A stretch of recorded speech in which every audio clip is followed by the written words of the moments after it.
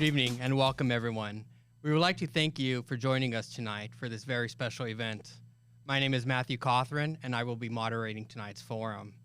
We would like to take the opportunity to thank all of the candidates for joining us on tonight's forum. It's forums like these that are a great opportunity for the citizens to learn about the candidates. Joining us tonight are the incumbents for the Delano Elementary School District Board of Trustees, Mrs. Suzanne Villaruz, as well as Mr. Frank Herrera Jr., including challenger Mrs. Margie Lukey Felix. Also joining us tonight are the incumbents for the Delano Joint Union High School District, Mr. Arnold Morrison and Mr. Jesus Cardenas. Unfortunately, challenger Ray Arvizu was unable to attend this forum. Please note that all candidates for these seats were extended an invitation. The format for this event will be simple. It will be an equal question and answer forum. Questions for this forum were gathered from various community organizations and the general public. Each candidate will have 3 minutes for an opening statement, and candidates will also be given 2 minutes in response for each general question, as well as a 2-minute response for incumbent and challenger specific questions. The format for tonight's forum, we will begin with opening statements, followed by general questions, as well as the opportunity for closing statements. We will begin tonight by welcoming a candidate for Delano Union School District, Ms. Suzanne Villaruz.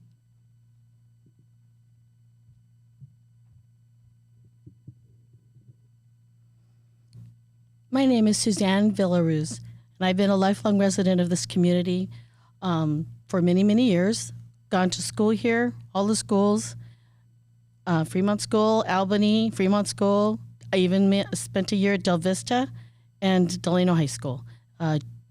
Fremont, at the time, went to 8th grade. I am a proud Warrior graduate. I am proud of what the district has done in the last 4 years, for almost 4 years since I've been elected.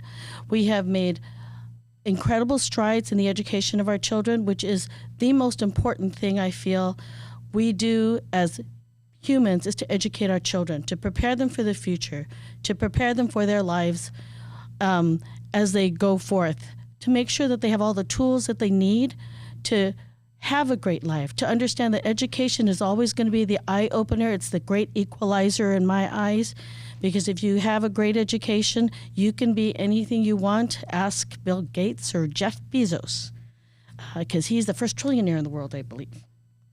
We have started programs like the Vision Clinic. We have started, we are proud that we have Kern County Teachers of the Year. We have 2. We have a National Science Teacher of the Year. We have created an atmosphere of support on our schools for our children.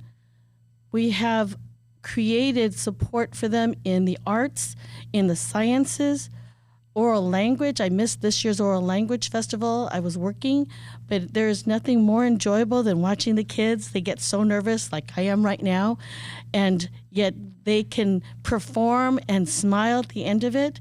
Our science projects are so amazing. When I was that age, I never would have done the projects they've done. But these children have done a great job, and it makes me proud that I'm part of the team that supports our superintendent, that supports our administration, the teachers, the staff. Everyone who works for the district has one goal, and that's the education and the happiness for our children in a safe environment and a supportive environment. So I look forward to tonight's event. And I'm nervous, but thank you for tuning in or signing on or whatever you do on Facebook or whatever. But I'm glad to be here. Thank you very much. Please welcome Mr. Frank Herrera Jr.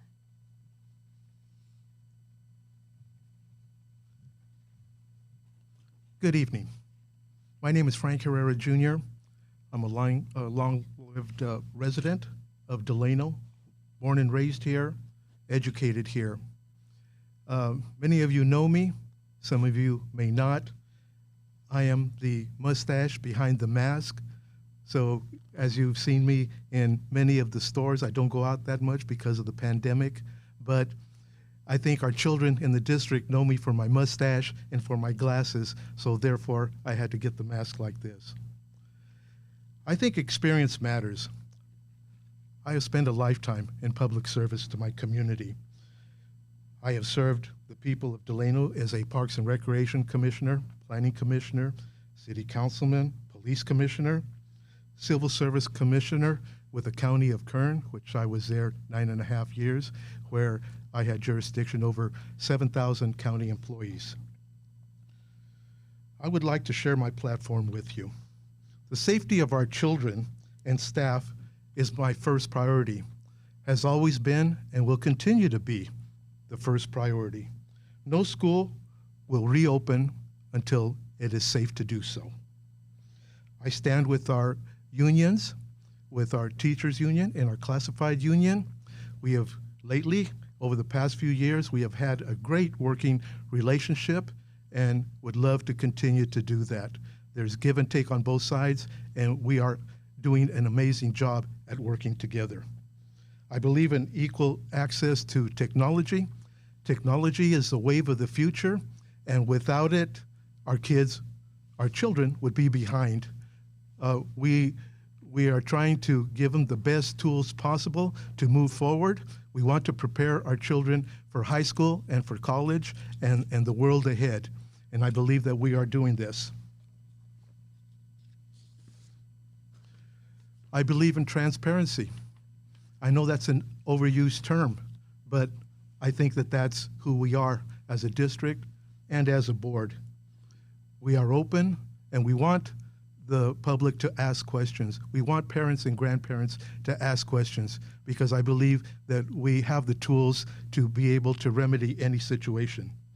I believe in collaboration because by ourselves, we cannot get the job done. We need to work with the high school district. We need to work with the city.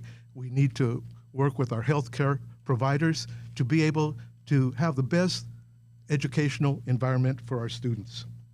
My experience has helped me lead the district through many storms. Superintendents who were not right for the district were replaced. During the Great Recession, the district remained solvent and did not lay off workers. Thank you, Mr. Herrera. Your time is now concluded. Well, thank you very much for listening to me. Please welcome Ms. Margie Lukey Felix.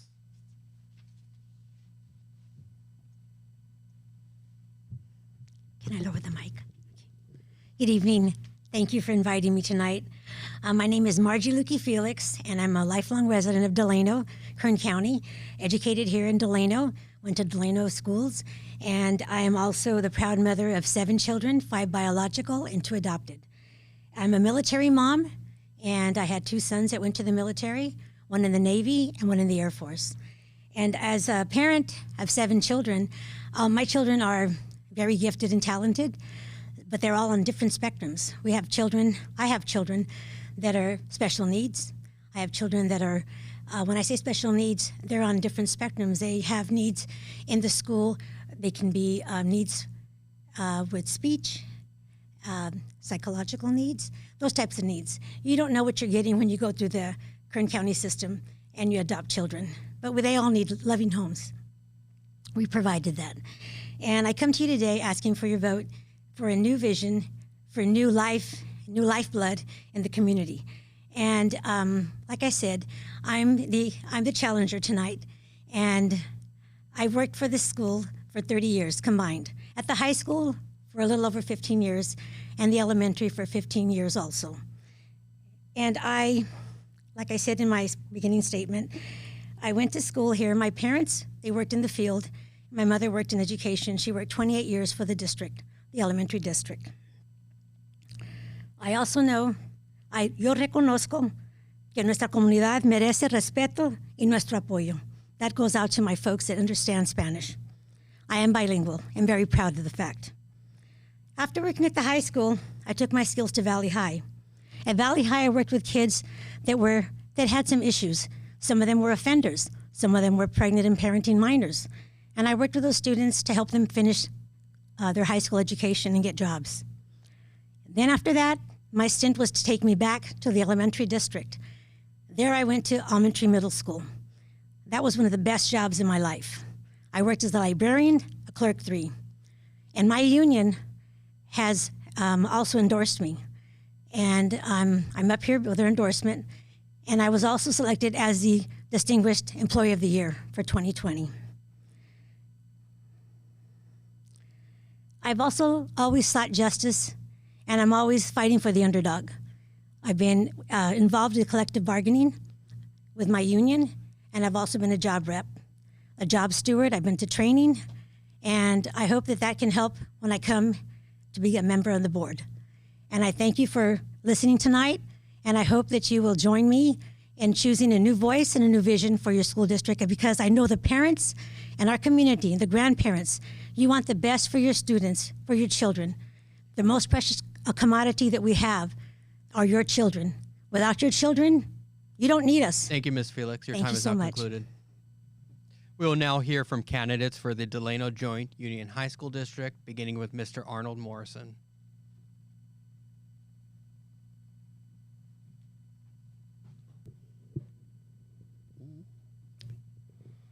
Hello and welcome to everyone that's out there.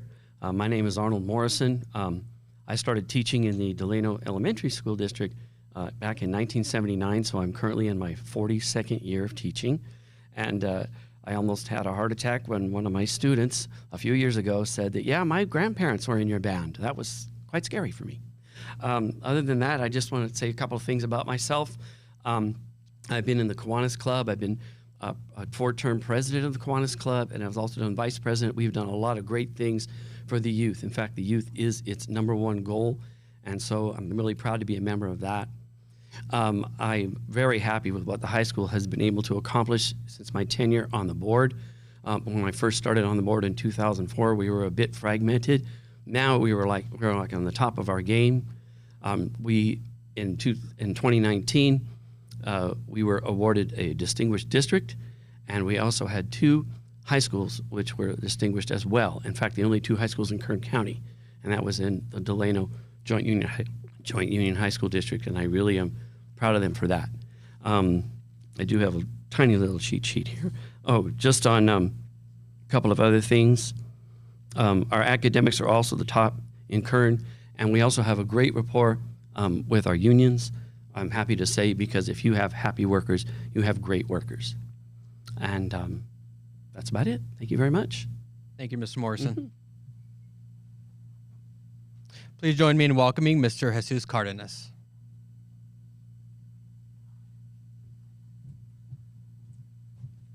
Good evening.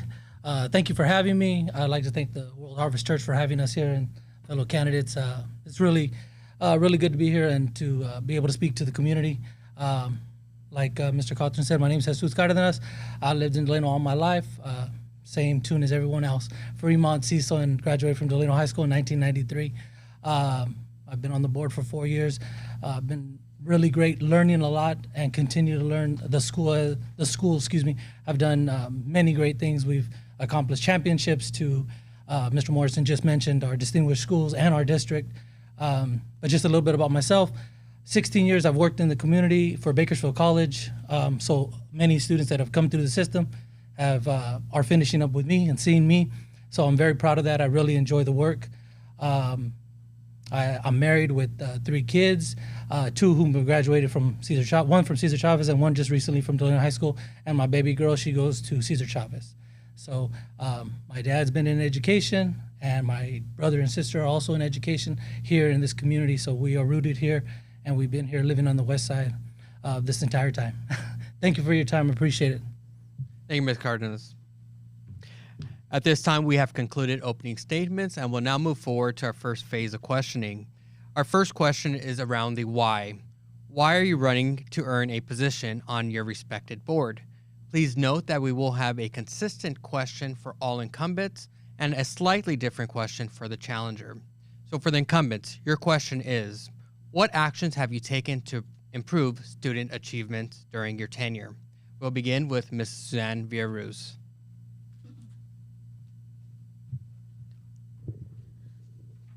To be an effective board, we have to work together. We have to have a single vision. We have to be a team. We have to know what the needs are of our students.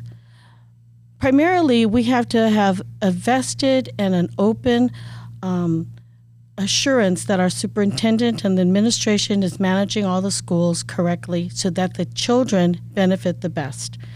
That we have to know our community. We have to know that we are working with the trust in the teachers to do their job. I think we're doing that. I think as a board, we have come together. When I got on the board, it was after a change of superintendents, a positive change of superintendents. Mrs. Rivera has done a wonderful job for us. She has created a strong team at the top, and with that, the trickle-down effect, she has created strong principals, and then with the principals doing their job, strong teachers. They're supported with technology, with the materials that they need for the children as much as possible. Thank goodness for good technology, people. Thank you, Jihad, for getting the computers out to the kids, understanding that, knowing what a hotspot was. I learned what a hotspot was with COVID. We have forward-thinking people who know and understand that the kids will come back when it's safe to come back. But I have true faith in the board that I'm a part of right now, and hopefully going into the future to continue that work, to continue working with the community, with our other district, the high school.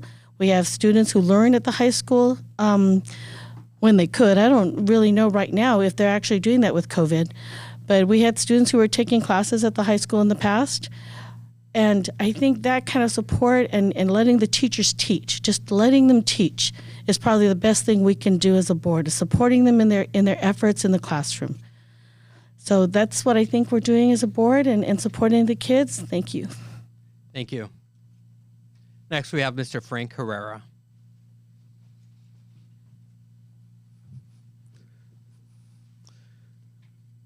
I believe that to move our city forward, it begins at the elementary school level. Without us doing a good job at the elementary level, then we fall behind. We are doing, as a district, an excellent job at preparing our students for high school, and they are preparing our children for college or the workforce, whichever they choose. This begins with a team effort. By team effort, I mean from the superintendent on down. Rosalina Rivera is a great superintendent, probably one of the best in the state of California. Everybody recognizes that. But she has put a great staff together to help lead the district. And as it already has been said, that happy employees are good employees. And we have a great relationship right now with both bargaining units. They bring their concerns to the table. They go back and forth. But over the past few years, we have settled and moved forward. Grievances are at a minimum. We have done a great job to collaborate with our unions, to collaborate with the city, with healthcare. It has to be a full package for us to have the best environment for our students. It's all about the students and the safety for the students and the staff. And I believe that we are doing that, and I want to be part of the momentum that moves us forward in the future, because there are great things ahead. And we are overcoming the COVID situation in the best way that we can. All our students have access to the internet, and we have a great technology department to be able to do this. And so I cannot come out with any more accolades for our district. It is a positive momentum that we have, and I want to continue to be part of that. Thank you, Mr. Herrera. Your time is now concluded. Thank you. And next we have challenger, Mrs. Margie Lukey Felix. And please bear with me. Mrs. Felix, since you have not yet had an opportunity to serve on the board, we have a slightly different question for you. Your question as a challenger is, what would be your vision for the school district within the next 5 to 10 years from now? And what systematic changes will you work towards to achieve this vision? Okay. Well, I've heard the accolades, and they're nice. Wonderful things have been said. But I've been in the trenches. I've worked at the school for 15 years, and I've seen the needs. I see the children. I have children in school. So I'm one of the parents. I'm one of the voters. I'm one of you in the community So I know I hear your needs and I talk to you when you come to the school. I might be your translator. I'm your interpreter. I'm there at the meetings. When you have your IEP, when you have your special needs child, I'm there for you and I hear you. So I know the needs and I'm there and I want to be innovative and I want to see new things formulated. And I have new visions and we can do all these other accolades and all these wonderful things that can happen and continue to happen because I have that vision and I know we can do it. But like I said, being in the trenches, I think I've been there. I've done the footwork. I've been there with the fellow employees that I just left because I just retired this year, 2020. Like I said earlier, with my 7 children that all attended Delano schools and graduated, and I have my children that attended and graduated from UCLA and Cal State Bakersfield with a master's degree, and I have a son that teaches 9th grade English here in Delano, and I'm very proud of him. And I have the son that graduated with a master's from Cal State Bakersfield. He's a CPA, and he works in Virginia. And he's the one that was in the Air Force. But I know our children, they can do the best. They can do the best in our community like other communities. So that's what I think our children, our students can rise to be successful, just like any other community. And that's what I want to see. That's my vision. That's what I want our students to be. And they have that opportunity, and I want you to give me an opportunity to do that because I hear you and I see you when you come to the school. If there's ever an issue, I'm there and I hear it and I see it. So I hear you loud and clear. Thank you. Thank you, Ms. Felix. We are now moving on to candidates for the Delano Joint Union High School District. Beginning with Mr. Arnold Morrison. Please note that these candidates are incumbents, so we will return back to the original question of what actions have you taken to improve student achievement during your tenure? Okay. When I first got on the board in 2004, I will admit I was nervous, I was scared, but I learned a lot. And the first year when you're on the board, basically what you do is listen. You don't try to interject. You just listen and can kind of get a feel for how things work. And over the years, I have learned to see what works and what doesn't work. And what someone has pointed out already, what does work is when you have a well-oiled machine with a good board and a great administration. And I think we have that at the high school. Over the last several years, we've done amazing things, as I've mentioned before. And I want to continue to stay at the top of Kern County.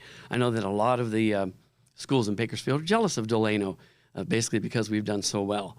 And I want to continue to see that happen. As far as me personally, keep in mind, I am one vote. I will do what I can, and I keep it real, but I am one vote. And I respect the fact that I am one vote because I also have the respect of everyone else that's on that board in order to really get things done. Thank you very much. Thank you, Mr. Morrison. Next, we have Mr. Jesus Cardenas.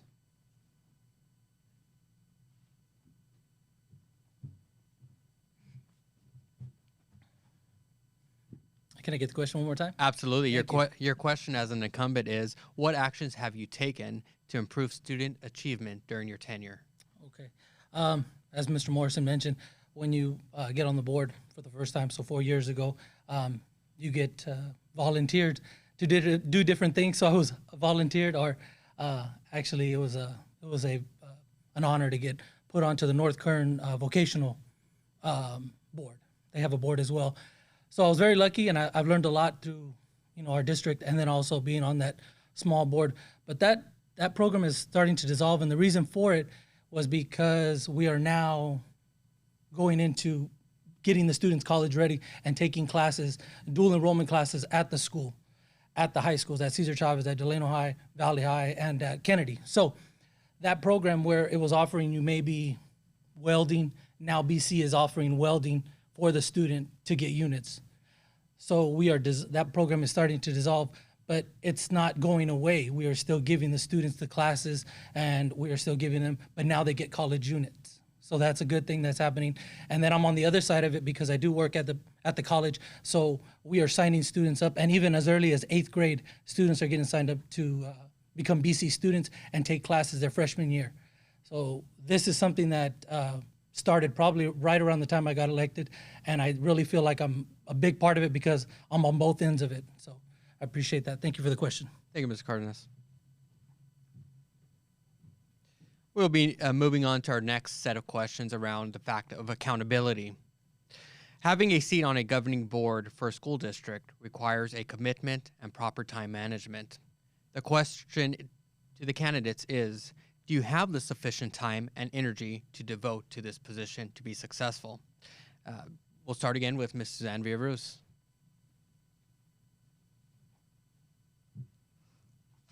Sufficient time and energy. I think I do. I am working as a school nurse, and this morning I got a notice that I had an IEP at 10 o'clock, and I got the notice at 10:08. So I signed on to that IEP. At 1:30, I had a meeting with the Kern County school nurses. I was on that for half an hour before 2 more IEPs started. I had to sign on to both of those because, of course, both of them had health issues. And then at 2:30, I had a 504. So with that, I was thankful. I have learned to be very thankful with Zoom because I could actually be at all those meetings without getting in my car and running down the hallway to get to the meeting, because invariably it's not at the room that I thought it was going to be. So I think I have enough energy to do it. Accountability and being present for the students is so important to me as an employee, as a school nurse. I've been a school nurse for 30 years. I've dealt with many different situations in the schools. What I enjoy about being a board member is the accountability of being where the children shine. I know that there are issues with the kids, but it's so much fun to go to a Black History concert and listen to them sing or watch the concerts as they play. Because as board members, we don't get down into the nitty-gritty with the families, but we'll listen, and then we go and we follow up with that with the administration to see if this problem can be solved. I like to think that I'm available and open to the community for those issues. My phone number is 344-2017 if you want to call me with an issue. And I have never gotten calls. Other board members have gotten calls. I never get calls. And I always think, my phone number is 344-2017. Call me. Because I've had so much experience in different areas of education, the tough parts and the fun parts. So I think I feel like I've got enough energy, although I'd love to be retired. Thank you, Ms. Villaruz. Your time has now concluded. Good ending, too. Mr. Herrera.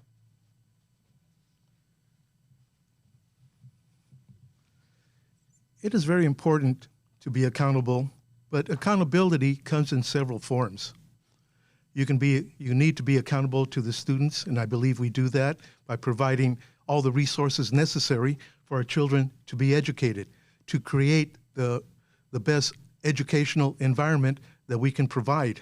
So it comes in various forms, but also accountability is to you, the voters, the public, those of you that depend on us as the elected officials to move our district in a positive way. And I know that we have done that. In the last few years, we have moved forward in leaps and bounds to move this district forward. An example of this is our daily attendance rate. Before COVID, we were at approximately 98.6%. Now, it was reported at our last board meeting, we were 98.1%, almost in parity of what we had before COVID. What does this mean? For you out there, this means that we are educating your children, we are keeping them focused, and we are providing the correct educational environment for our students. Accountability is also being out there and I like the fact that because of COVID, they started to put us on the school website when we have our board meetings. I think that should continue. I think that we should be open in our meetings so that the public can participate. Even after COVID, I think we should still be out there. It's a great tool to reach all facets of our community. As I said, accountability is an important thing to do, and we are part of it. And by myself visiting the school sites, visiting food service, being out there in the trenches with our classified people, with talking to our teachers and finding out what their concerns are. Thank you, Mr. Herrera. Your time is now concluded. That's why I think we're doing a good job. Thank you. Thank you. Next, we have Miss Margie Lukey Felix.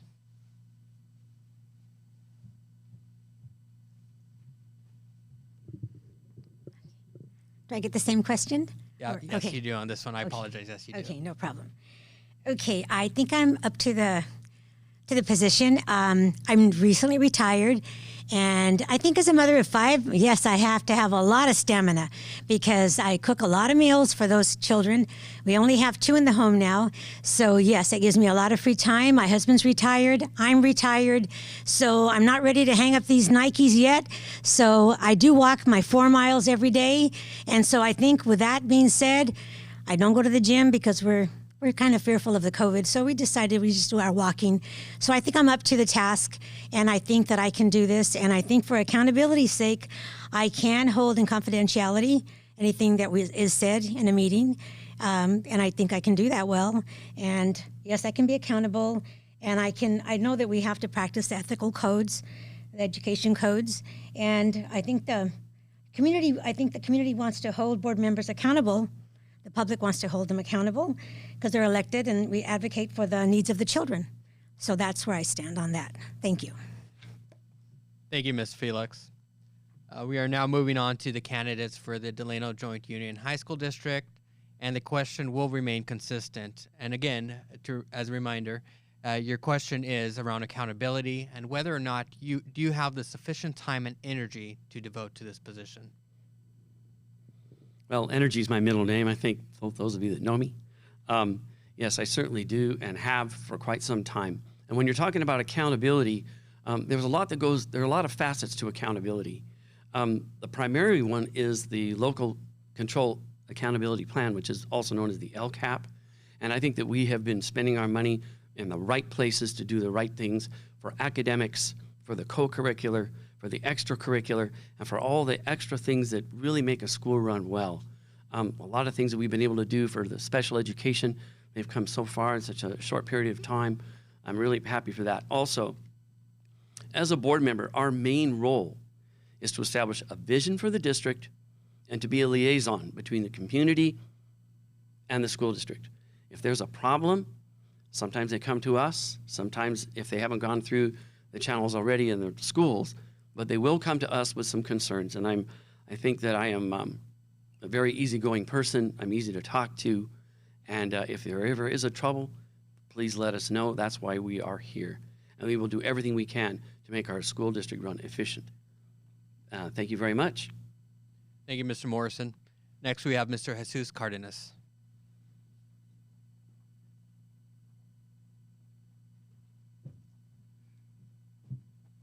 I'm going to ask for the question one more time, Yeah, please. Thank you, Matt. absolutely. So the question was around accountability, with more respect with respect to the fact of whether or not you have sufficient time and energy to actually devote to this position. I totally believe I do. I do have the time and energy I have for the last 4 years, and I'd like to continue for these next 4 years. The reason I believe I have the time and accountability is because, just as some of the candidates had mentioned, my phone is always on. I take phone calls. I'm very visible in the community just because of the fact that I'm either at the baseball field, one of the baseball fields, or helping with the youth. I'm accountable in the sense that you can call me and I'm going to try to find out the answer if I don't know it. And even if I do know it, I'm still going to find out more answers for you. And that's me. Thank you. Thank you, Mr. Cardenas.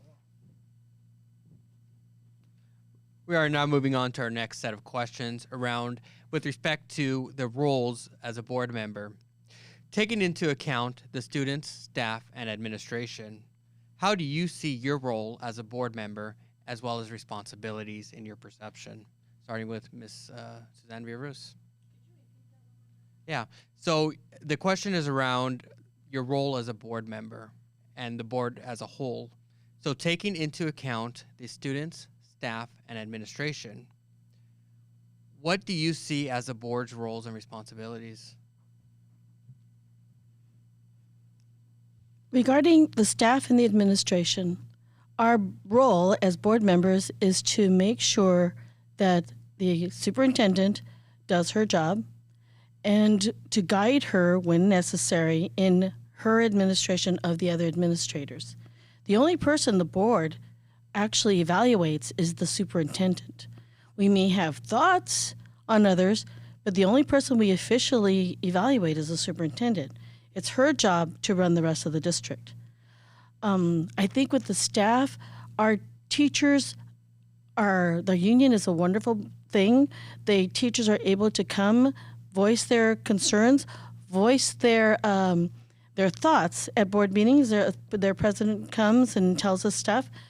For the most part, I think our teachers have a good relationship with the administration and with the board.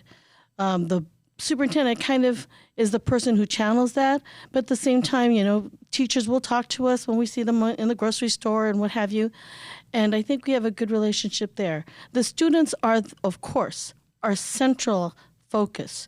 Their success is our success. If they are not successful, then we have failed. And I'm glad to say that our scores are very high. In Kern County, we do very, very well. We have excellent teachers who are doing excellent work with our children. We have children who have needs. Those needs, I hope, are being met every day. It's difficult because our needs can change from day to day, especially our special ed children. But other than that, I think the board's focus will always and forever be the success of our students and the happiness and confidence of the families as they put their children into our trust as we educate them. So I thank you. And next person. Thank you, Ms. Villaruz. Mr. Herrera?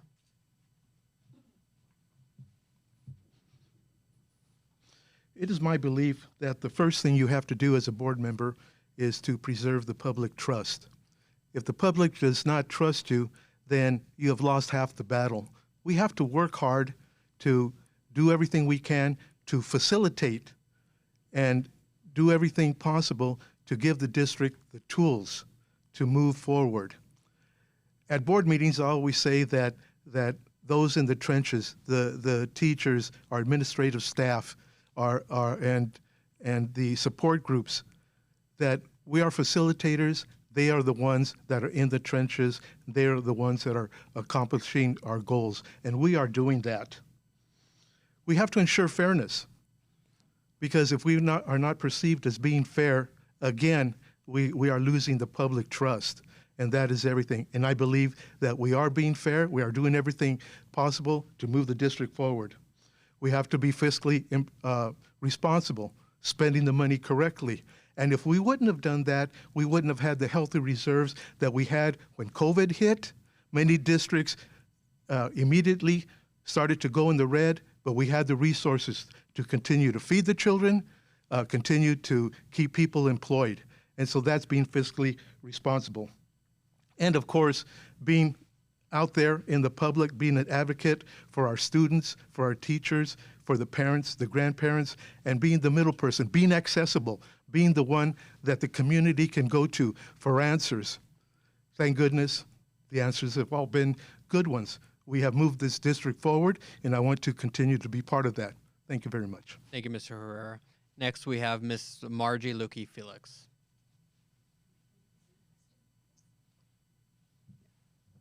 Would you like me to repeat the question? Yes, please. Yes. So it is around your role, the roles of the board. The question is, taking into account the students, staff, and administration, what do you see as the board's roles and responsibilities? Okay. The board's elected to provide leadership and citizen oversight to the district. A board member should be responsive to the values, beliefs, and priorities of the community. Board members should be involved in setting policies and working with the superintendent to set the direction of our district. I really believe that, firmly believe that. And as an employee there, I think that we saw that happening, and we worked well. Our union worked well with our superintendent, and I would also like to formulate that and see that work to its fruition. And I see that that was happening, but I also think as with our teachers and our teachers union, we need to also work collectively, and everyone needs to work together because we do have one vision. And our vision is to promote our students and to keep our families safe and to keep everyone together in this so we can also overcome this pandemic. Thank you. Thank you, Ms. Felix. Next, we are moving on to candidates for the Delano Joint Union High School District, beginning with Mr. Arnold Morrison, and the question will remain consistent, the same question.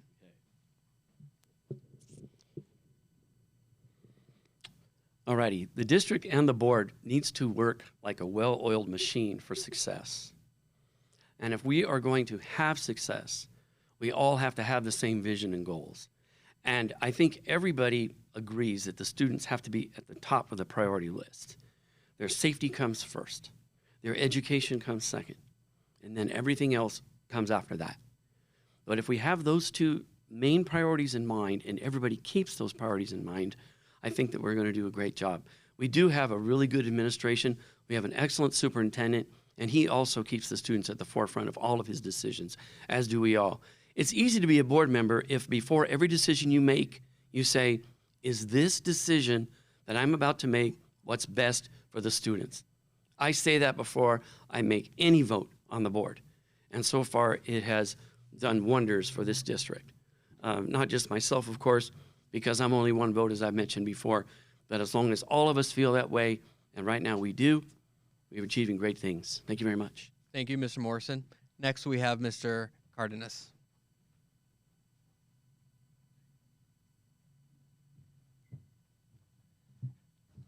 Once again, Matt, I'm going to ask for the question. Absolutely. I will just take a mental note. So when I see you next, I will be sure to repeat that. My pleasure. Those are great questions. I just want to hear it again. Thank Absolutely. So the question is, taking into account the students, staff, and administration, what do you see as the board's roles and responsibilities?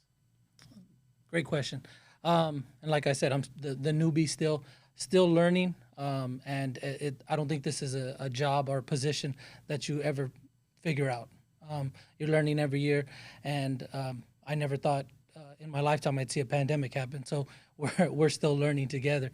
But I think when the right people are in place, and I believe our district has everyone in the right place, and they're doing their jobs, it makes the board members' jobs way easier.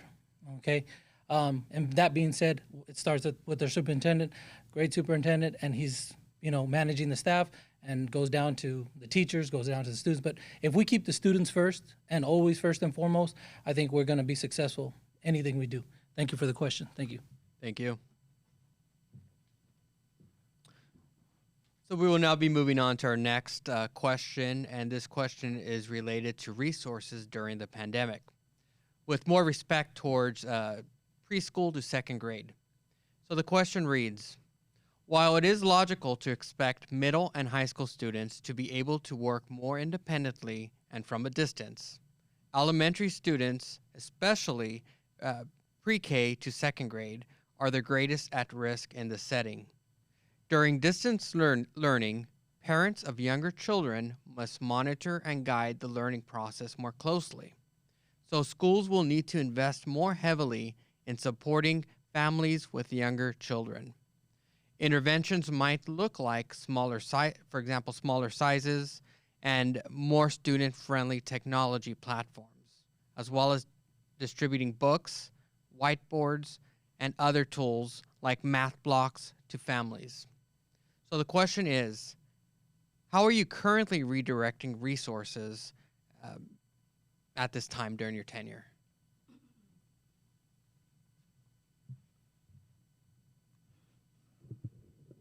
Since COVID started, that's been my primary thoughts are how are these little children going to learn? How are they going to experience school when they're not experiencing school?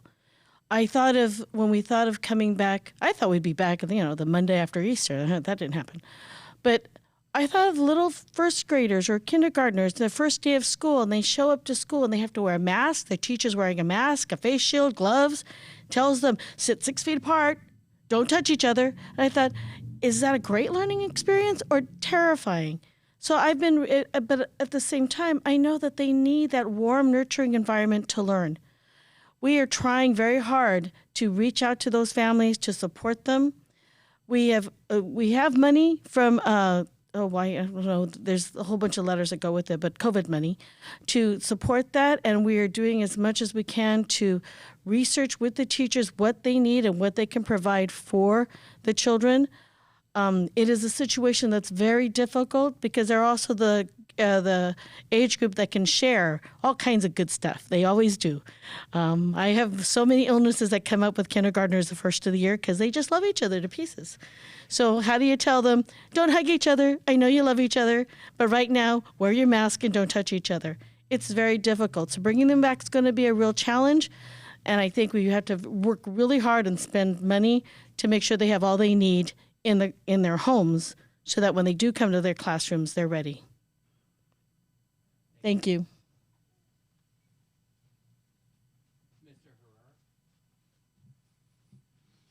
I believe the first challenge that we had, and we have accomplished it, is providing internet access to all our students.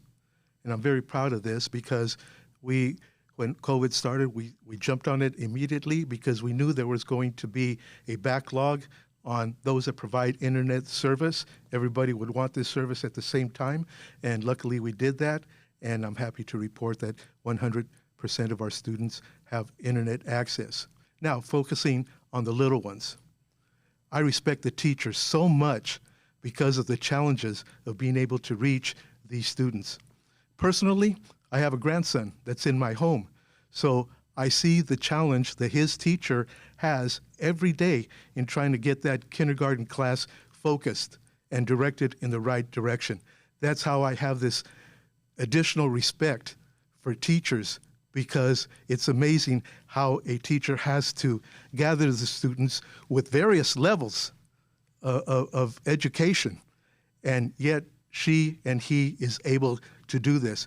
We have the resources, they are putting monies out there, and it's up to a board member and along with the superintendent to decide how to nurture these resources where they can best be used for our younger students. And we have to make sure that they get out of the gate. We don't want, once this pandemic is over with, we don't want them behind when they go into first, second, and third grade. And we are doing everything possible to give the teachers the resources, but also keeping them safe. We have to keep them safe.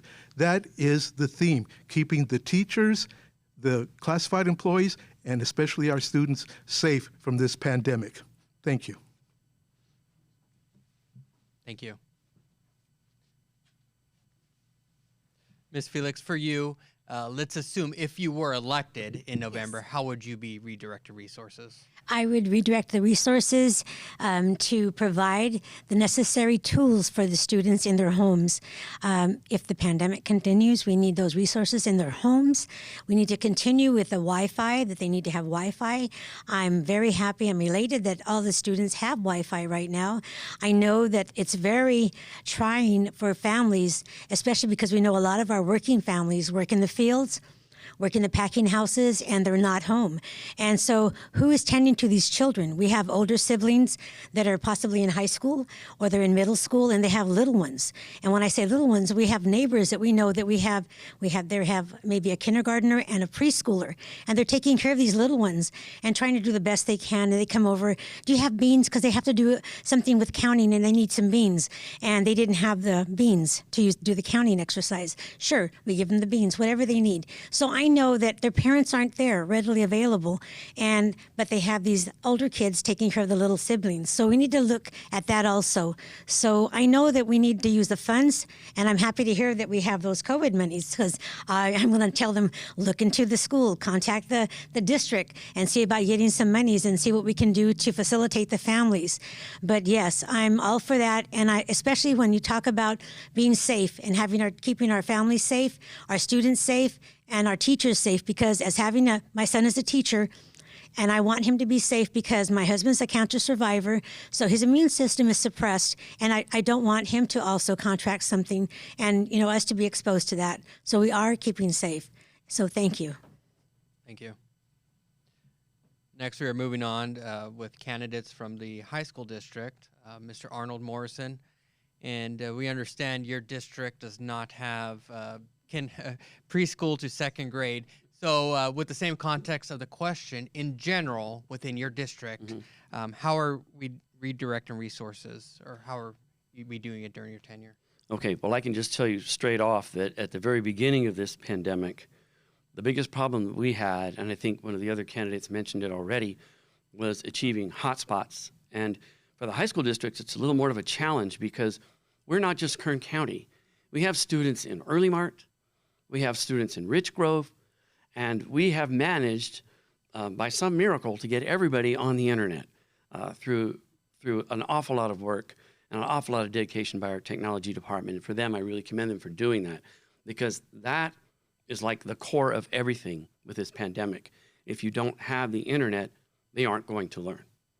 And then on from that, the teachers have done an unbelievable job, considering they were thrown into this just like everybody else, except they were expected to perform miracles practically, and I think they've really answered that challenge at the high school district. We've got great attendance, we have great accountability. I think we're doing a wonderful job, and I just hope to maintain it. Thank you. Thank you. Next, we have Mr. Cardenas. And your question is with respect to the pandemic, and during your tenure as a board member, how are we redirecting resources at this time? Well, as Mr. Morrison mentioned, everyone has a hotspot, Chromebook or a laptop, any students that need it. I know that our administrators at all the high schools have even did home visits and dropped off books for students. So we're utilizing our staff. I know that some of our security guards were handing out books to parents that came in. So those kind of resources were happening, and we were, coming together as a district and helping out as we can, using hopefully getting some CARE program money, probably going to an ITV, maybe where the teachers can teach on TV, something like that, where hopefully, like I said, there's different plans coming back and how that's going to look. But I'd like us to see something expanding what we're doing now with the distance learning, maybe assisting the teachers, being able to teach in their classroom to the students on TV. I think that'd be very helpful, because I believe everyone's got a TV. Maybe in those difficult locations like Rich Grove, Early Mart, sometimes it's very hard to get good internet. They may have internet, but is it reliable? So that is one thing I'd like to use some of those resource monies that we're going to get. That we are getting, that we can use for something like that. Thank you very much, and thank you for the question. Thank you. So we will now be moving on to our next question of the evening around family communication. The question reads, parents have officially become the primary liaisons for their child's learning. Parents are now teachers, and teachers are their learning consultants. Teachers have also been given a clearer window into what happens when students' families are struggling to put food on the table or are dealing with other challenges at home. The question reads, how are we actively empowering and believing in families? What are families' needs, and how are we working with them collaboratively? Ms. Villaruz?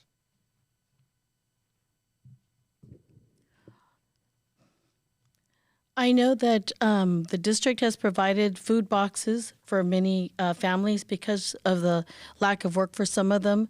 Not everyone works in the field. Some people work in salons, and those darn salons are closed, and you can't get something. And when something is closed, something as seemingly innocuous as a salon closes, someone's not getting paid. So we've been providing food baskets for them. I think the parents are really able to call the teachers when they have questions with their children's education, and it is actually that bridge, the confidence that the parents have to be able to call our teachers, discuss with them the issues that they're having with their children. I know that they're frustrated, and I know they want their kids back in school, but I think right now we are supporting them as best we can. Our teachers also, it's interesting, they'll watch children, they look in their rooms, and they'll see sometimes the kids are, what's the term, self-conscious about where they're learning. They're thinking, these kids can all see into my house, and I don't have nice things in my house. So it's difficult sometimes for some children to participate fully. They'd rather click their cameras off. And when that happens, teachers are very concerned because they want to see the faces of those children while they're learning. They want to make sure that they're in a safe environment at the time that they're learning. I know some teachers will look to make sure there's an adult somewhere in the room so that they know they're not working alone, especially the little ones. It's hard. They also, the teachers are the first ones to notice when an older sibling is helping a younger sibling, which is great, but that older sibling's got classes too. So they're the first ones to be aware, to notify their administrator. We need to find out what's going on in that class, in that home, so that we can support all the children in that home and support the entire family as they go through this. So thank you. Thank you. Mr. Herrera? May I have that question again? Yeah, absolutely. So the topic of the question is family communication. It is a long one. So parents have officially become the primary liaisons for their child's learning. Parents are now teachers, and teachers are now their learning consultants. Teachers have also been given a clearer window into what happens when students' families are struggling to put food on the table or are dealing with other challenges at home. How are we actively empowering and believing in families? The second part is, what are families' current needs, and how are we working with them collaboratively? Well, first of all, it all goes back to communication. Make sure that the lines of communication between the families and the school district are in place. In listening in on a conversation, again, with a kindergarten student, you hear the teacher saying, you're not supposed to be eating while you're in class. You're not supposed to be watching cartoons while you're in class. You should be sitting up with your laptop in front of you so that you can focus. And like I said, this gives me a new respect for our teachers, because these are new challenges that they didn't have in the classroom. But I appreciate the fact that they have stepped up. We have many ways to facilitate the family connection through the school district. There are hotlines. There are different agencies, or not agencies, but perhaps I could say you come to the district and then they point you in whatever direction you need to go to, whether it has to do with food, whether it has to do with perhaps not having the good communication. I am proud to say that Community Connections gave the district $5,000. A doctor gave $1,000. Our teachers union gave $1,000. All this to go forward to make sure that there was internet access for the students, for the families that could not afford to pay for the internet. So we have this collaboration, we have this cooperation, and believe me, all a person or all a parent, and don't forget, this includes grandparents. Sadly to say, almost one third, of children of elementary age are being raised by the grandparents. So we have to include them also in everything that we do. Thank you very much. Thank you.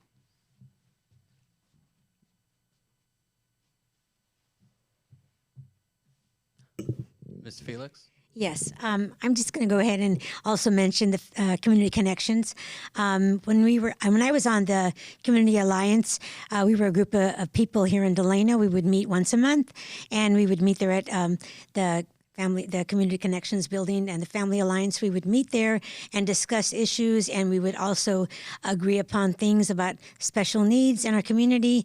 And we had different churches in our community that would also provide items for our families, and that's the best place to go. And we compiled a directory to assist our families. If you needed to have your bills paid, let's say you needed to pay your gas bill or your light bill, it was going to get turned off, they could give you a voucher to do that. If you needed housing, if you were having a domestic violence issue, they could give you some housing at one of the, now it's a Motel 6. It was called the Sundance Inn back then. Anyway, those types of issues. And so there is a directory. They can assist you, and they can also assist you and send you to the Department of Human Services. So we do have the resources available. And I know that if you go to the district or call the district, they can direct you to Community Connections, and they will help you. It's on Norwalk Street, and wonderful people work there. There are district employees. And I know we need to foster this to our families, and we need to help them because a lot of them are hurting. Some of my former students, their families own the nail salon that I used to go to, and I know that I have gone by and I've taken them some goodies because they were my former students and they were English language learners, and I'm so proud of them because they learned English. And I'm very proud of my students, and when I say that, because they were always in the library, and they were sponges. They wanted to learn the language, they wanted to assimilate it, and they wanted to be proud Americans, and that made me proud. So when I saw that their shop is closed and their parents aren't working, then I thought, they're not eating. Something's going on. So how do we help them? So we take them food. We do those Thank types you, of Ms. things. Felix. Your time Thank is now you. concluded. Moving on to candidates for the high school district, Mr. Morrison.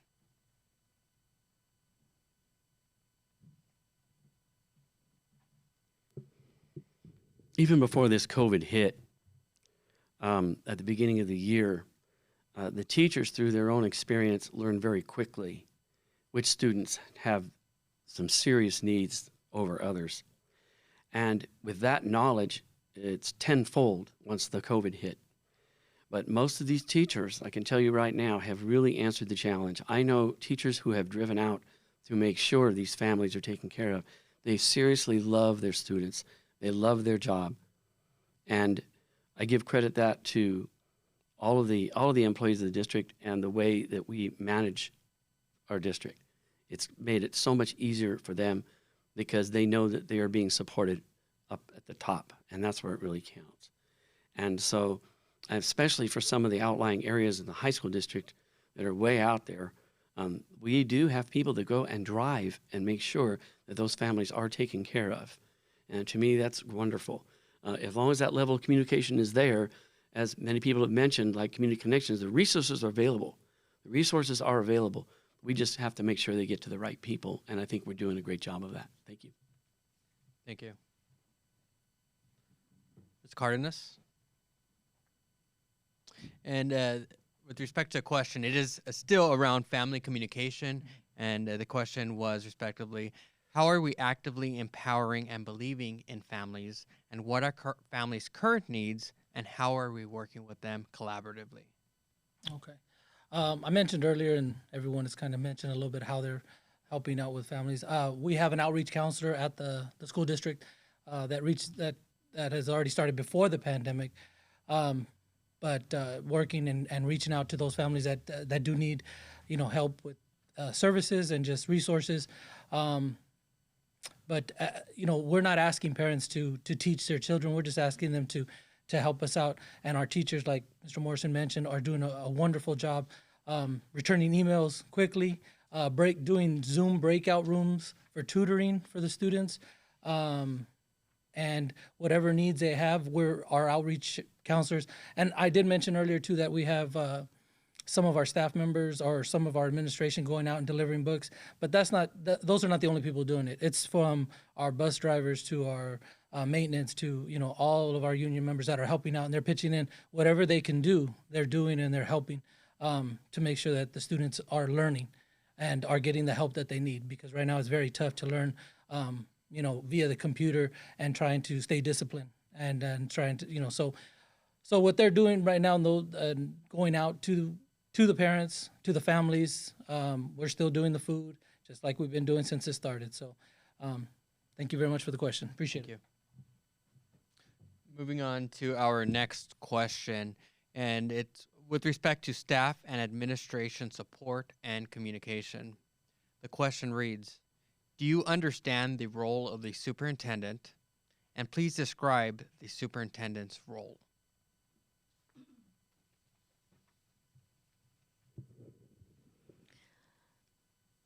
The superintendent's role is a job I myself would never want to try to even come close to attempting.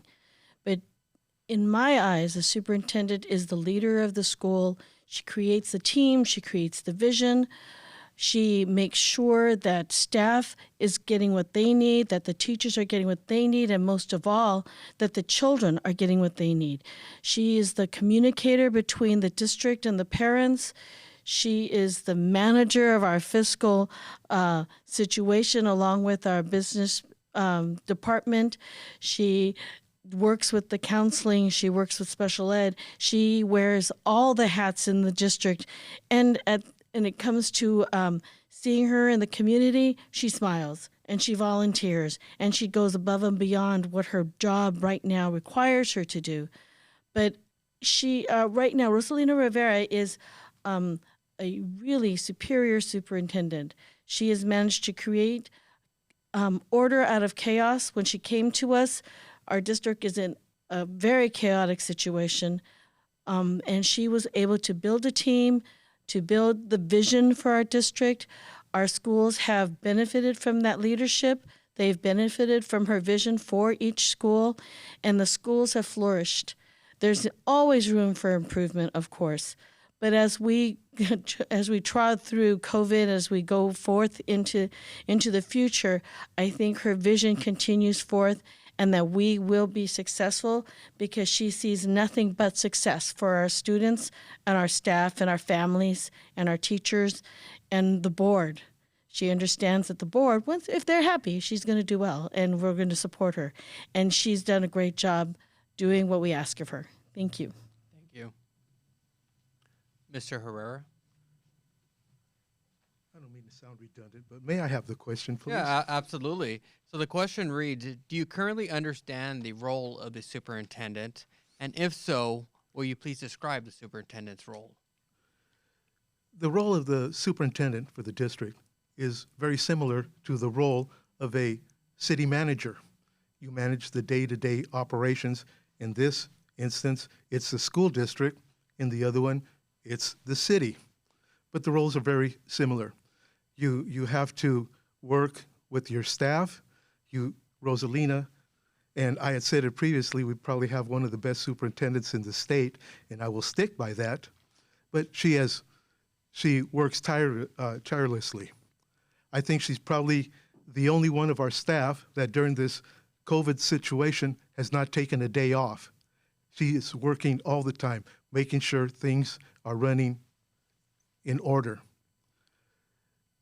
Our position as board members is to let her run the day-to-day operation, but we are the facilitators. We provide the tools for her to be successful.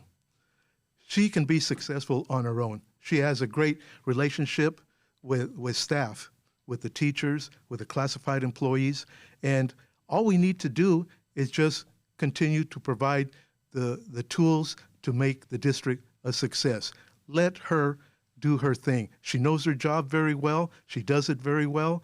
And the best thing for us to do is provide the tools for the district as a whole and let them get to work. Because we have fine employees from Rosalina all the way through her team, all the way down to classified and the teachers. Thank you very much. Thank you. Ms. Felix?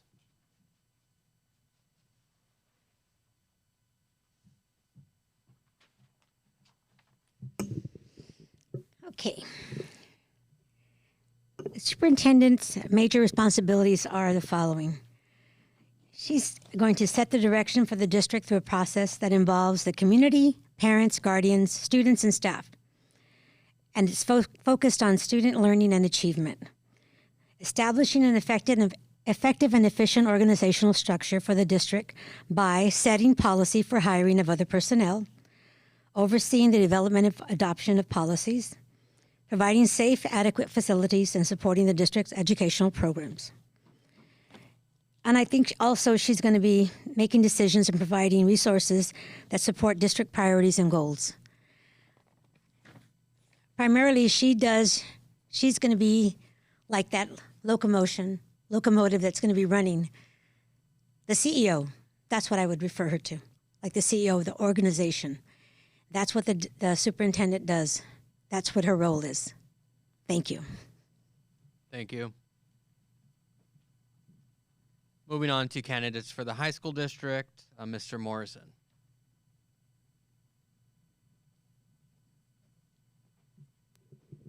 Well, in a nutshell, in layman's terms, the superintendent's the boss. But as you know, there can be good bosses and there can be bad bosses. I think that we have an excellent boss because he digs in there with his administration and creates a culture of success To me, that is number one. If you have a culture of success that is growing and festering in your district, you can't help but achieve great things. And that's what I really love about the fact that the high school district has done so well. And a lot of it is attributed to him. I think he's done a really great job of communication. He listens to people. He's approachable. And that goes all the way down to the parents, the students, the grandparents, as someone's mentioned before, very important, and of course his staff. But if he's the good boss, then he's a true leader, and I think he's done a great job of that. Thank you. Thank you.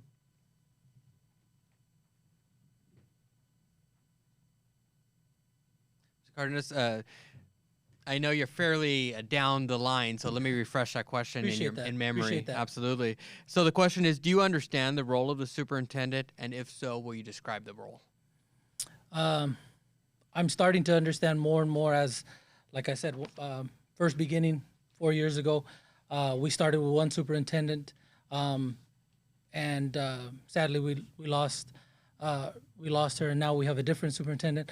But when our first superintendent was unable to do the job, our current superintendent, what I saw the role is mainly picking up the slack and picking up the pieces. What I saw is this person doing more than one job, doing 2 jobs, doing 3 jobs, doing the job of maybe 4 or 5 people at times, but then also asking, other administrators to help, other union members to help. So someone who can get the best out of people. In a nutshell, that's pretty much what it is. And the role of, that second part is the role of the superintendent? Correct, yes. Okay. And I guess that in a nutshell, what I just said, the role of the superintendent is getting everybody on the same page, on board with the mission and the vision of the district. And I believe our superintendent does a great job of that. And I just have to mention the fact that picking up the slack and doing the job of more than one person, because he's had to do that more than once. And I had never seen anyone do that, and I thought that was pretty outstanding. I just have to give him his accolades and appreciation for that. But also, too, getting the best out of your employees and the best out of the board. I think I'm a better person for what I've learned from our first superintendent and now our current superintendent. So thank you very much. Thank you for the question. Thank you. We'll now be moving on to our final question of the evening before moving into closing statements. The topic of the question is around collective bargaining. Board members have a role in labor negotiations. Certain programs play a key role in the advancement of students' education.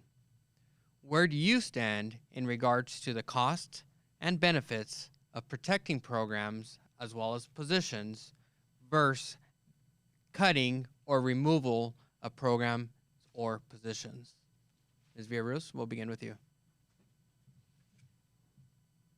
I had a whole cheat sheet on collective bargaining. But I will tell you what I think. I think we should always try to save jobs, because when you save a job, you save a family. That's most important. And our families are our children, our parents, grandparents, the children of our teachers. Our programs are there for a reason. And if we can save a program, then that's the most important. We are fortunate that we have had good business practices that have saved us. We had a good reserve before COVID hit. COVID hit it, but we were able, because of that reserve, we were able to provide the computers and the hotspots and be able to save jobs and not cut jobs for the most part. And that is so important to me. That was something that I really value in the vision of our superintendent and the administration in charge of that stuff. I think the programs that we have, I think every program we have benefits the children. So if we can save a program, that's important. We do have to compensate our staff, our classified staff, our teaching staff, because they work very, very hard.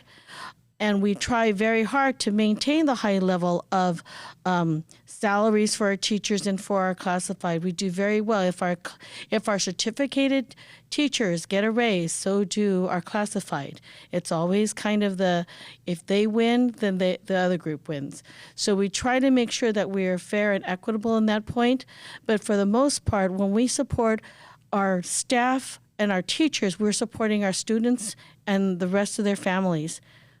So I think that I would not want to cut programs, but I definitely want to make sure that our staff is compensated well, plus benefits. Thank you. Thank you. Mr. Herrera? Question, please. Yeah, sure, absolutely. So the topic of the question is around collective bargaining. Excuse me. Board members have a role in labor negotiations. Certain programs play a key role in the advancement of a student's education.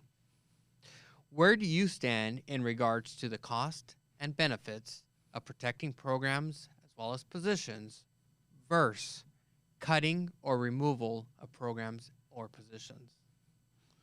Okay, I think that we have a great collective bargaining atmosphere at our school district. Our superintendent and staff have worked very hard to keep and to move this relationship forward.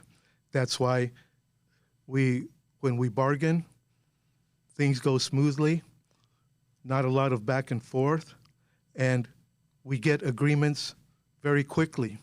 There's great cooperation. We didn't have that years and years ago, but when you have happy employees, you have happy students. That's already been said, but it's the truth. We provide the tools. The superintendent staff does the negotiating.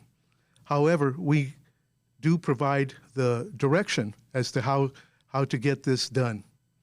We have many programs, and one thing in my history over the last 16 years is that whenever things have gotten tight, we do not take it out on the backs of the teachers or classified employees. We keep our permanent staff employed. When the state of California was eliminating teachers' positions and rolling back and doing different steps to roll back hourly the hours that a teacher or classified could put in, everybody kept their job.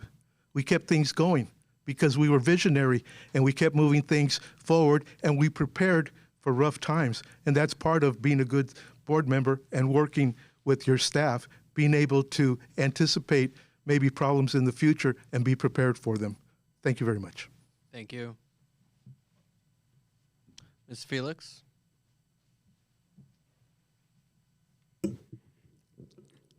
I have some experience in collective bargaining. I was fortunate enough to attend some workshops in services in Visalia at the Convention Center for CSEA, and we attended them to learn about collective bargaining, how to work with our union, how to approach our district, and how to reach a satisfactory agreement to benefit our membership and also our employer, which was the district. We speak about things being smooth and benefiting our employees and things running well, but they weren't running well a while back. I can say now with newer superintendents, yes, we did have some better times, some better agreements, but with our former superintendents, they weren't so easy on us. They were pretty hard on us, pretty taxing. But thankfully, we have the Me Too agreement in our contract. So when our teachers, the Duesta Union, when they got their agreement because they're stronger and they held fast, we were also benefiting. The CSA benefited. So we have our membership, thankfully, our members, we live in Delano, we reside here, our families live here. And we benefit, and we work here, we live here, raise our families here. Our kids attend school here. So we are a mighty voice here, and we vote here, thankfully. And I come in on that with a collective agreement. So I agree with that I would be a strong force with that I will come in strong and listen to both sides of it and see, we'll look at the money, but I will not cut jobs. That's one of my big promises because I know families depend on their jobs. That's the livelihood. You cut the jobs, you kill the families. We don't need that. There is enough suppression and poverty in our community. We don't need that. So I'm for jobs, and maintaining the benefits that the employees have. We are one of the few districts in the whole county, even throughout the state, that still offers benefits to many employees. They have benefits that are paid by the district. Counties, cities, the states don't even have those benefits. Thank you, Ms. Felix. Thank Your time you. is concluded. Moving on to candidates for the high school district, Mr. Morrison.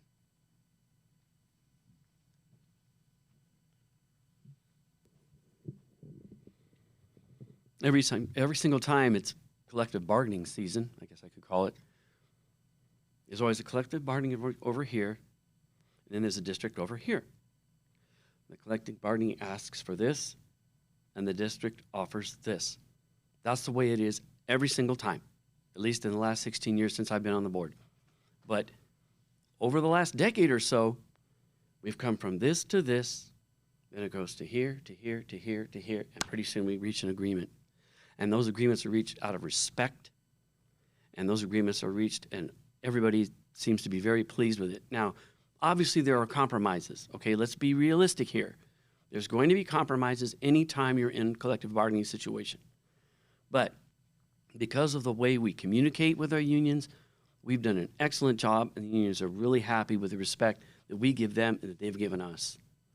And so when it comes to, I think it's been said before, we've done everything we possibly can to maintain all of the jobs and all of the programs.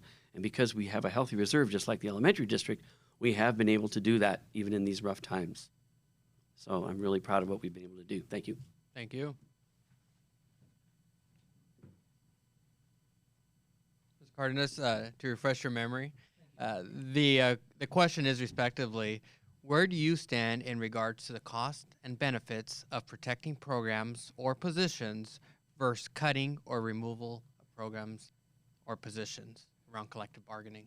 Well, first, let me mention the programs. We never want to cut programs, especially for students, because those after-school programs or band or arts, that's an outlet for the students. Okay, we'd rather them do that, stay in school, stay at the location of the schools, and continue to grow as a well-rounded student and citizen.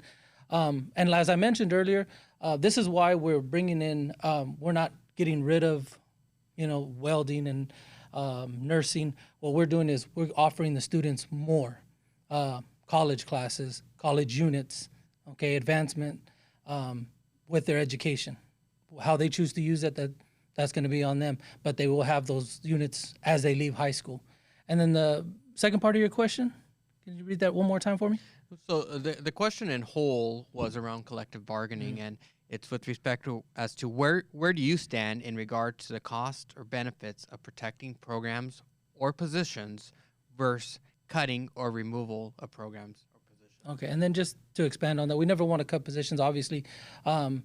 I work for a union, okay, at the college district, and the hardest thing I've seen done is people bump other people, because they've been there longer, so seniority kind of thing.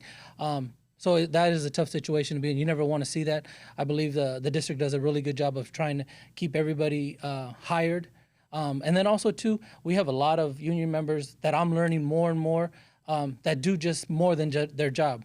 They're advisors for the students, for those programs that we're talking about that we don't want to get rid of, for the clubs, for all these different things. They're coaches. So we need them there, not only because they work in the front office or the library, but because they're our kids' coaches. They're our kids' advisor for their certain groups or their certain clubs or, band, whatever it may be. So thank you very much for that. And thank you for the question. Appreciate you. Absolutely. Thank you. So I do apologize. We do actually have one more question before moving into closing statements. I was getting ahead of myself there. The final question of the evening reads, so the question actually pertains to your position on policies and curriculum. Some teachers and staff have concerns on teaching sexually based curriculum that is mandated by the state. What is your position on teaching sexually based curriculum? Ms. Villaruz, we'll begin with you.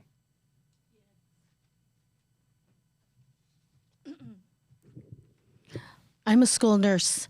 I've been teaching growth and development to fifth grade students for 30 years. California has come up with a law that teaches comprehensive health, including sexual education. Now, this is for knowledge for the children so they can protect themselves and make decisions that are safe for them. It includes a portion in the curriculum, usually includes, say, role playing, so they can learn to say no in a safe manner, so they can learn to look for the signs that may put them in danger. Because it is decision-making under the influence that causes people to participate in activity that may not be beneficial for them at their age. Things like that is what the sexual education component is.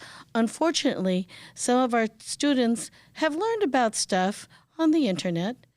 I've had fifth grade boys ask me absolutely strange questions during just growth and development, which has nothing to do with sex as we know it. But that's the scary part, is the kids a lot of times will try to challenge the teacher with questions that are very uncomfortable. But the goal of the class, of that particular portion of the comprehensive health education, is that children make decisions, or I should say young people, make decisions that keep them protected, keep them safe for when they are ready and mature enough to take on that responsibility and to make those choices. But it is very difficult for some teachers. The tradition is that the women can really talk to the girls about like growth and development, and the men, no offense, gentlemen in the room, will show the video and then say they can go play recess while the girls are still talking in their room. That's happened to me many times. But that's only growth and development. Sexual education is very difficult for some people. It's a very private and personal issue, but it's required because we want to teach safety and we want to teach the children to make good decisions that protect themselves. Thank you, Ms. Villaruz. Thank you. Your time has concluded. There's actually a follow-up question to this, respectively, and the question is with respect to your perspective on same-sex education. What? Same-sex education? That is very uncomfortable for some people. But I think when you talk to children, we have children who may be questioning, and I think the unfortunate thing is when we teachers or educational world impacts their own thoughts onto the children, their own sense of what is right and wrong. But what the sexual education portion teaches is that it does exist in the world, and it's not up to the teacher to judge or the children to judge. It's for them to understand it occurs, and that it can be difficult for them. And again, it's so that they can make safe decisions about their own behavior, so that they're not in situations where they're making choices or decisions that may not be beneficial to them, and that they're not forced into any situation that they're not willing to be part of. So that is probably the strongest argument for the inclusion of same-sex as a portion of sexual education. Thank you. Thank you. Moving on, Mr. Herrera. Well, I'll need to digest that question again, please. Yeah, absolutely. So the question in its entirety reads, so this question pertains to your position on policies and curriculum. Some teachers and staff have concerns on teaching sexually based curriculum that is mandated by the state. What is your position on teaching sexually based curriculum? And then the follow-up question to that was, what is your position on same-sex education? Okay, so a two-part question. Well, the first part is, as a board member, you have the internal struggle. The old school Frank Herrera thinks one way, and the progressive Frank Herrera thinks another way. In my decision-making, I have to figure out a way to provide, because this is mandated by the state, to provide the answers to the students in a way that it satisfies what the state is asking for, but also with maintaining the integrity of the family unit, because each family is different. And some do not like this, others don't have a problem with it. But there's an educational part of it that needs to be addressed. So we do that, but in the safest way possible, explaining it in a way that a student may understand it without having further questions. And of course, it depends on the age of the child. And the second part of the question? Your position on same-sex education. Again, that is a struggle that every family has. Some are pro, some are con. As far as myself, I have to be progressive. I have to understand other people's feelings, other people's needs. But this, again, has to be done in the right educational environment, addressing it in the right way to the students, and so that those parents or grandparents that have questions to be able to answer those questions. I believe in our own community, the community is split 50-50 on that issue. But this is part of the educational process, and that's why we are elected to be able to find the most sensitive way of pursuing these matters. Thank you. Thank you, Ms. Herrera. Next, we have Mrs. Felix.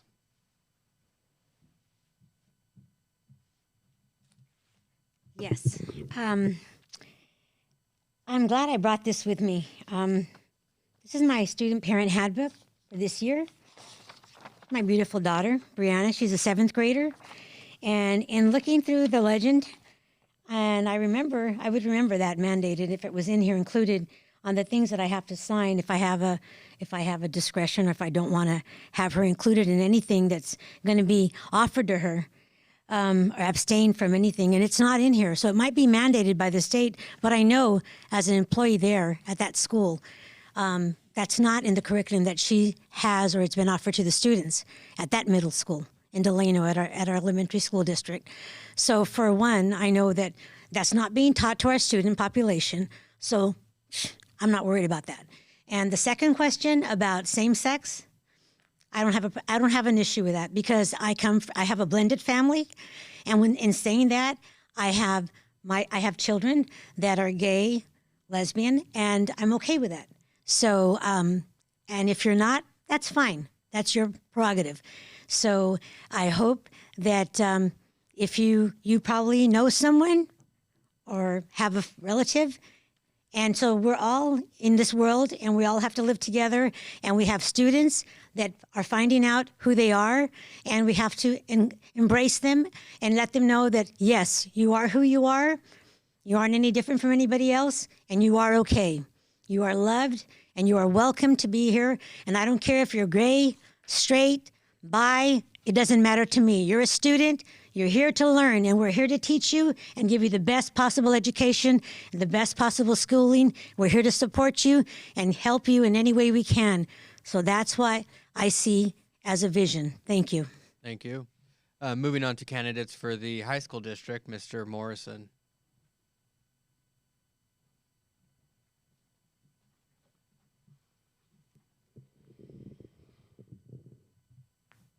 Well, the subject aside, if you're not teaching something that's mandated by the state, you're at risk of losing your funding. So it is something that has to be taught. And I think that, and I personally don't have a problem with it at all. I'm just saying that probably the best way to handle this is to approach it properly. And for the teachers who have been with these students and know these students well, they probably know the best and the most sensitive way to approach this subject and to do it properly. Now, at the high school district, of course, the kids have already been given some instruction at the elementary level. I know they have because, in fact, I'm a band director, and sometimes when I'm not in my band room, they bring other students into that room, and that's kind of what they have taught them. I know that that's happened before, and I've walked in on a couple of those sessions and listened to them. I've been I've been very impressed with the way they handle it. It's really great. So by the time they get to the high school level, okay, things get a little bit more serious at that level because the kids are a lot older.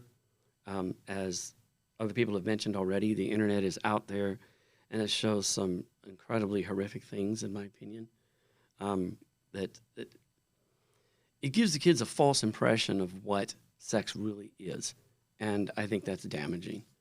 I'm hoping that the teachers and the people that the kids come in contact with, the adults, straighten them out on that. As far as your second question, love is love.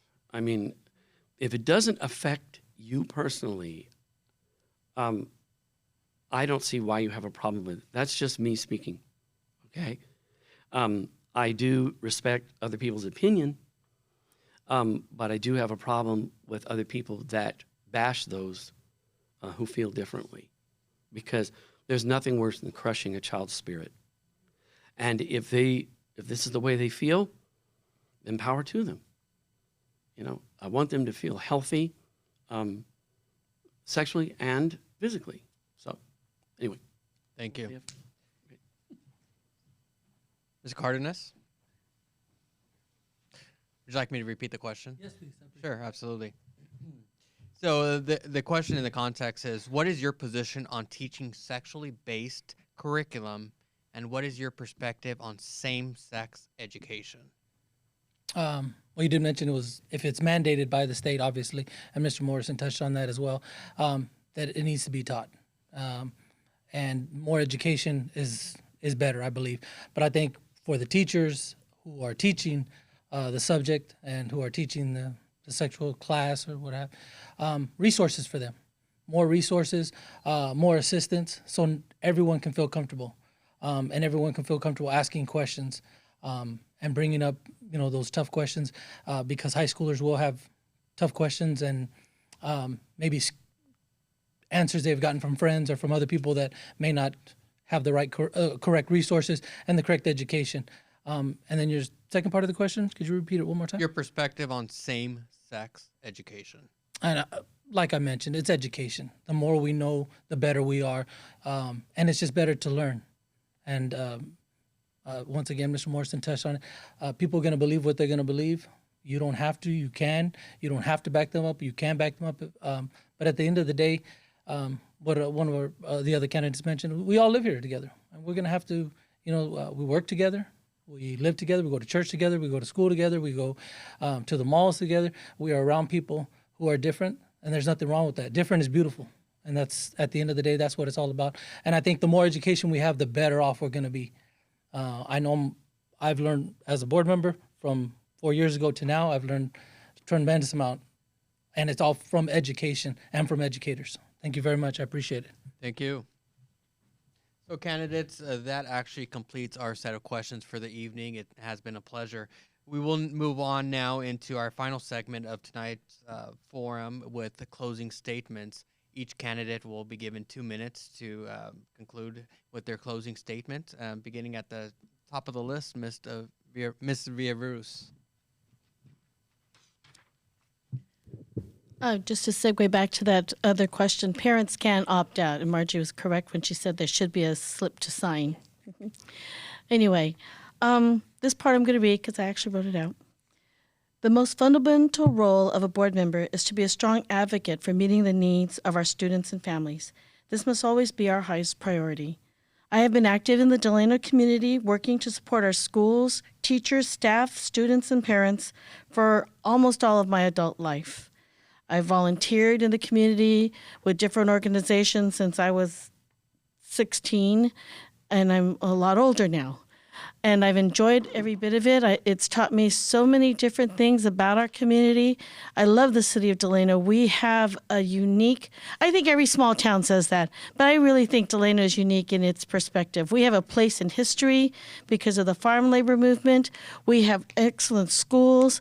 We've had a reputation in Kern County for being a rough and tumble town, and I think we're actually very peaceful for the most part. I think we have issues, every community does, but I think we're overcoming them. The shining light in our district, in our town, is our schools. Our schools are warm, safe places. Our children learn and they are successful. Even with COVID, we were able to get computers out to them, able to support them, get meals out to them, because we do believe in our children and we know that our children's education is their future. Not so much mine, I'm coming to the end of the line here, but our children are the future and they will carry on the great legacy of this community, of what we have put into their heads, of what we have taught them. And that is the most important thing in the world, is sending the kids off, the children off to their futures, and hopefully they come home and work in Delano. Because we need our bright shining stars to come back and contribute to the place we call home. And I thank you. I hope to be reelected this time. And thank you for having this forum. Good night. Thank you. Mr. Herrera, your closing statement. Thank you. I want to first thank those that are here to give us the opportunity to be able to address the community. Those of you out there that have taken the time to listen to us, thank you for being there and for trying to understand where we're coming from. Especially in this election, experience really does matter in these unprecedented times.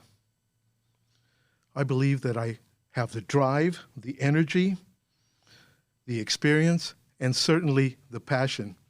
By the way you've heard me answer some of these questions, you can feel the passion, the energy, because I feel that I am representing one of the best school districts in the state of California, and I will not back off of that.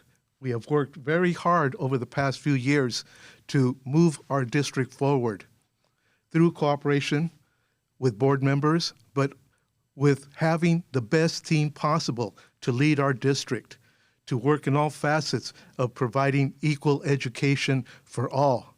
And that is all facets of education for all students. We're always constantly spending money, moving things forward for our children with special needs. But we are providing the best resources and environment for educating our children so they can move on.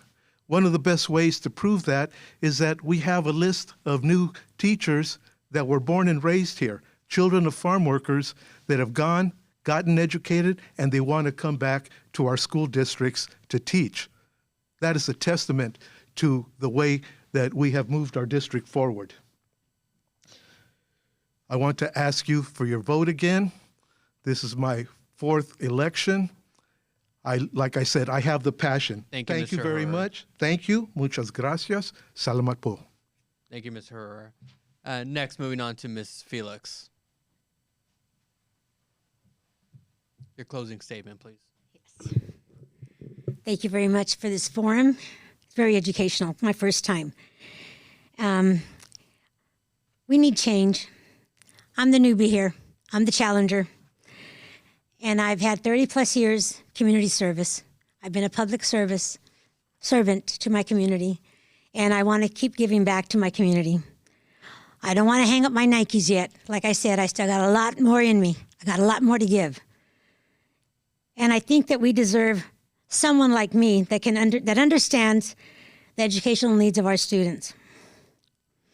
And after dedicating 30 years of education and changing countless lives, I'm still not done. I'm not ready to go. But I'm retired and I have more time to go to meetings, go to seminars, go to workshops, in-services, get trained, learn all the things that they've learned that they can do. I can do that too. I'm willing and ready to learn.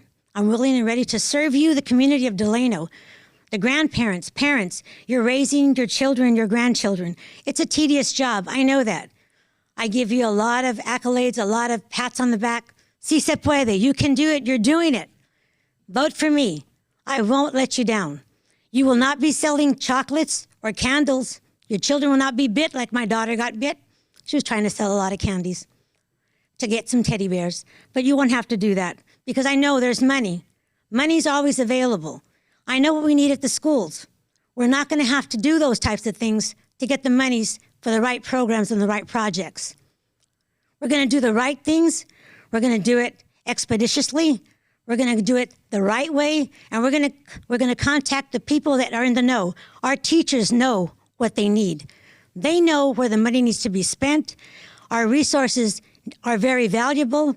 We have the resource teachers. They know what we need. We also have our... Thank you, Ms. Felix. Your time is now concluded. Moving on to the candidates for the Delano Joint Union High School District, beginning with Mr. Arnold Morrison.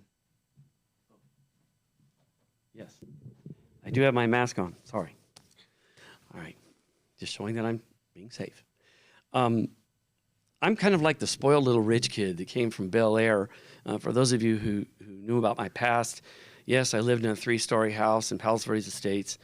And I came to Delano, and when my first year teaching, you don't make a lot of money when you're in your first year teaching. So what I did is I went out and I taught some private music lessons around town. And that really was a huge eye-opener to me. And that's what turned me into love for this community, is I got to see how these people live in their homes. And it was just a wonderful experience. And that's why I fell in love with Delano and why I stayed here. And being on the board is just another step to help the kids out. I really do feel that growing up is tough. It's always tough growing up. Any adult that's out there knows that it's tough growing up. And if I made their life a little more pleasant by making the right decision on a board or helping them out with their music, making them feel good about themselves, then they're going to be successful people. And before I stop, I just also like to say thank you to everybody who has put this on. I know that's a lot of work, and I really appreciate all your efforts, and I appreciate the exposure you have given me and my fellow colleagues on this. Thank you very much. Thank you.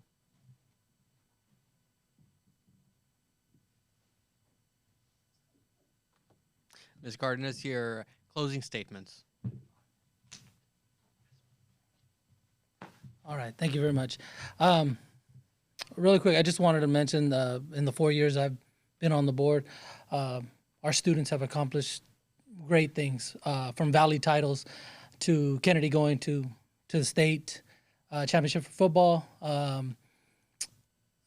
This past year, Delano High School, since I think it was 1949, going to a Valley title for basketball. So that part of it, they're top. Now the education, they're top 5 in 3 counties. Mentioned earlier, distinguished school district, distinguished schools. So we're doing some good things from the elementary all the way up, and it's showing. So I'd like to continue that progress and keep going. And I just wanted to say thank you to my parents, thank you to my wife, my kids who have my back. I appreciate them every day, my entire family. And thank you, everybody, World Harvest again, and Pastor for having us here today. It's a great opportunity to speak to the community. And thank you, everyone out there. And just get out there and vote November 3rd. Thank you very much. Have a great day. Thank you. So that concludes our forum for this evening. Thank you for joining us, and have a great evening.